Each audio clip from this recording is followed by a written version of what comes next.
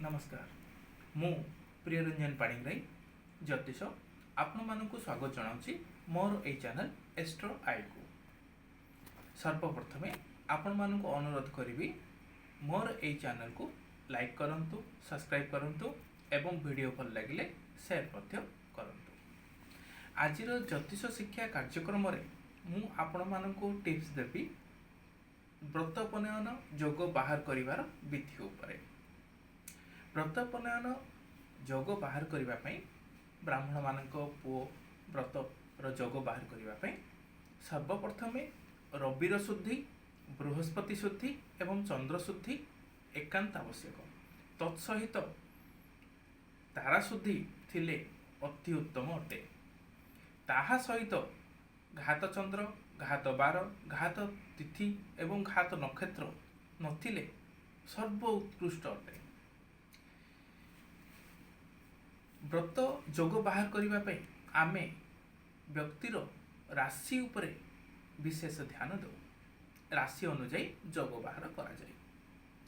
रवि शुद्धि राशि ठारू रवि तृतीय रे, षष्ठ रे, दशम रे, एकादश रे। पुणी थरे कहूँ तृतीय, षष्ठ, दशम, एकादश रे रहिले शुद्धि अटंती।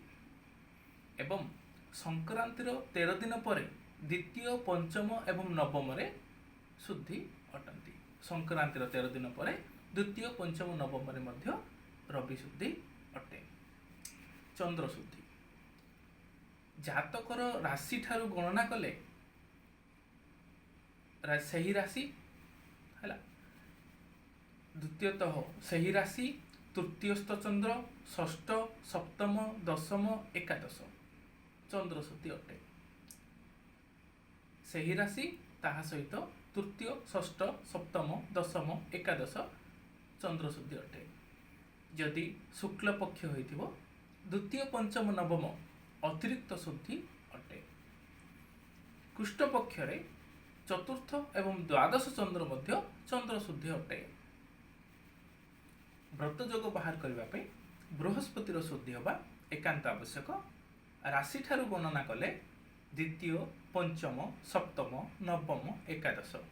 पुणी थरे कहूँ द्वितीय, पंचम, सप्तम, दशम, एकादश रे रहिले बृहस्पति शुद्धि होता है। यही तीनटी शुद्धि सहित तारा शुद्धि पर विशेष ध्यान दियंतु। एवं व्रत बनयनर बा व्रतर जोग दिन घात चंद्र, घात बार, घात तिथि नथिले विशेष शुभप्रद। ज्योतिष जनित जेकोसी समस्या पई मो सहित जोगाजोग करंतु एवं मोर जोगाजोग नंबर हेउची 9438430022। नमस्कार।